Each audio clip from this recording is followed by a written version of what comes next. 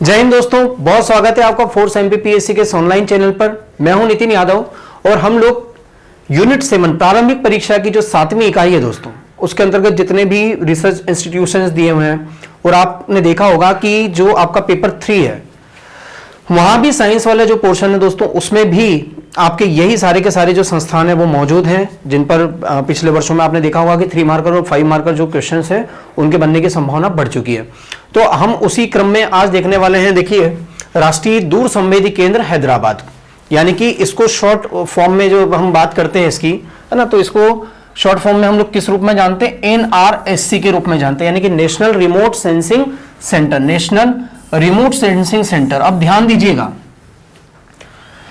इसका जो नाम है इसमें रिमोट सेंसिंग है ना, ध्यान दीजिएगा, यही से जो हमारा तरीका होता है कि हम वहीं से उसको पकड़ लें। तो रिमोट सेंसिंग क्या होती है, या दूर संवेदन क्या होता है? दूर संवेदन ये क्या चीज होती है? थोड़ा सा आइए इसको समझ लेते हैं हम लोग। नाम से ही लग रहा है, देखिए रिमोट सेंसिंग, यानी कि आपने देखा होगा कि आप लोग जब टीवी का रिमोट चला रहे होते हो या रिमोट से कोई भी टीवी या कोई भी यंत्र को आप लोग संचालित करते हैं, तो आप क्या कर रहे हैं, यहां बटन दबा रहे हैं और उसमें वहां पर स्पंदन हो रहा है, यानी कि जो आपने यहां से उसको कमांड दी है ना, उसका प्रतिफल या उसका जो प्रत्युत्तर आपको आपके सामने स्क्रीन पर टीवी पे दिखाई दे रहा है। यानी कि दोनों के बीच में कोई तार नहीं, कोई संपर्क नहीं, लेकिन फिर दूर होते हुए भी क्या है, एक दूसरे से संपर्क स्थापित है। उसी तरीके की जो चीज होती है, देखिए दोस्तों, आप मान लीजिए कि हमारी पृथ्वी है और यहां कहीं कोई एक उपग्रह जो है वो स्थापित किया गया। मान लीजिए कोई एक उपग्रह यहां पर स्थापित किया गया है और ये पृथ्वी से इस तरीके से जुड़ा हुआ है। अब देखिए कि क्या होगा कि वो एक स्थान पर रह करके, ये जिस स्थान पर या जिस उद्देश्य के लिए, अब वो उद्देश्य आपका मौसम की जानकारी हो सकता है, आपदा प्रबंधन हो सकता है, पृथ्वी के संसाधनों की जानकारी हो सकता है, राष्ट्रीय सुरक्षा हो सकता है, ठीक है। तो इस प्रकार के जिस भी उद्देश्य के लिए उसको स्थापित किया गया, तो वो पृथ्वी से काफी दूर रह करके भी पृथ्वी के आंतरिक तक की जानकारी जो है वो अर्जित कर सकता है, और वो विभिन्न जानकारियों को जो है वो जो पृथ्वी पर इस प्रकार के जो केंद्र हैं, जैसे अभी हम लोगों ने स्ट्रैक की बात की थी, उन केंद्रों को वो डेटा, वो सारी जानकारी जो है वो प्रेषित करता रहता है। तो ये देखिए, आपकी पृथ्वी से दूर है और दूर रह करके भी क्या कर रहा है, काम कर रहा है। इसी तरीके से आप देखेंगे कि संचार के लिए आप देखेंगे, है ना, जो हमारा एंटीना होता है, एंटीना आप लोगों ने देखे हैं कि वो कहीं से उपग्रह से जो उसको नेटवर्क प्राप्त हो रहा है ना, आपने डिश देखी होगी, डिश टीवी में, तो वहां से जो उसको नेटवर्क प्राप्त हो रहा है वो आपके, है ना, कन्वर्ट करके और आपके यंत्र को या आपके टीवी को वो दे रहा है।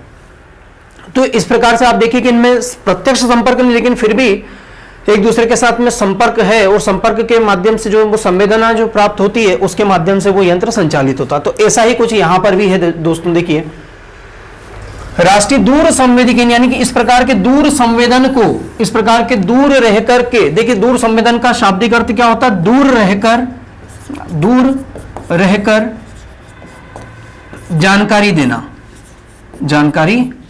देना। तो दूर रह करके जो जानकारी दी जाती है ना, उसको ये अर्जित करते हैं और उसको उसमें कहना चाहिए कि उसकी प्रोसेसिंग करके और अंतिम आंकड़ों तक, अंतिम तथ्यों तक जो है पहुंचने का प्रयास करते हैं। देखिए, अब बात करें इसकी स्थापना, तो इसकी स्थापना जो है काफी पहले 1974 में हो गई थी दोस्तों। ध्यान दीजिएगा, जो नेशनल रिमोट सेंसिंग सेंटर है, इसकी स्थापना 1974 में हुई थी, परंतु ये इसरो के केंद्र के रूप में जो है वो 2008 से, ध्यान दीजिएगा, सितंबर 2008 से ये इसरो का केंद्र बन चुका है अब, है ना, यानी कि इसरो के अंतर्गत एक महत्वपूर्ण एजेंसी के रूप में इसरो का केंद्र बनकर के, या बहुत महत्वपूर्ण एक एजेंसी के रूप में ये कार्य कर रहा है। तो इसको आपको इस तरीके से ध्यान में रखना है कि ये दो महत्वपूर्ण सन है। 1974 में स्थापित हुआ था, जबकि सितंबर 8 से जो है ये इसरो के केंद्र के रूप में कार्यरत है। वर्तमान के निदेशक जो हैं इसके डॉक्टर राजकुमार, वर्तमान में इसके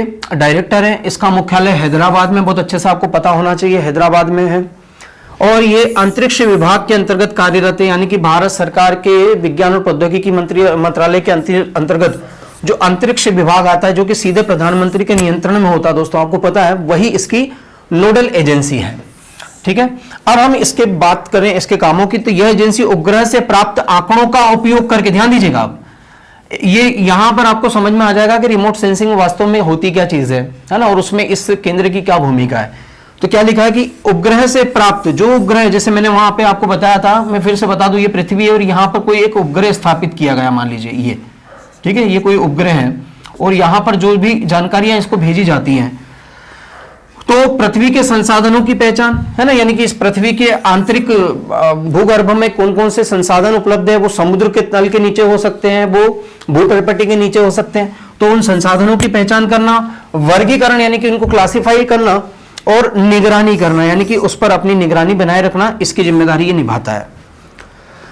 ये एजेंसी देश के प्राकृतिक संसाधनों की योजना बनाने और प्रबंधन करने के लिए आधुनिक दूर संवेदी तकनीकों का उपयोग करने के लिए कार्य संचालन में सहयोग करती है। यानी कि प्लानिंग बहुत जरूरी है ना।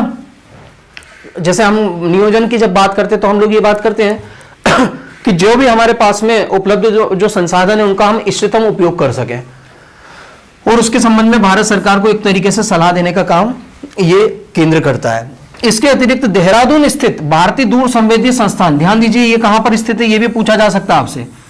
भारतीय दूर संवेदी संस्थान देहरादून में स्थित है कि राष्ट्रीय दूर संवेदी एजेंसी का ही एक अंग है, जो दूर संवेदी तकनीकों और हवाई चित्र व्याख्या तकनीकों के लिए मुख्य प्रशिक्षण केंद्र है। तो यहां पर देखिए ये ट्रेनिंग का भी काम करता है ना। ये जो संस्थान है ना, इसी के अनुषंगी संस्था के रूप में या अनुषंगी केंद्र के रूप में प्रशिक्षण का भी कार्य ये करता है। तो ये बड़ी महत्वपूर्ण जानकारी है जो NRSC के बारे में मैंने आपको यहां पर देने की कोशिश की है। दोस्तों ध्यान दीजिए, इस प्रकार के जितने भी संस्थान हैं, आपको पिछले एक वर्ष में उनसे रिलेटेड जो भी करंट अफेयर आया दोस्तों, उस पर ध्यान देना होगा। जल्दी मैं आपके लिए उसका करंट अफेयर भी तैयार कर रहा हूं, वो भी मैं आपके लिए लेकर आऊंगा। तो लगातार इस प्रकार के जो वीडियोस हैं, शॉर्ट वीडियो सीरीज को देखते रहें, शेयर करते रहें, लाइक करते रहें और इस चैनल को सब्सक्राइब करते रहें। दोस्तों जय हिंद।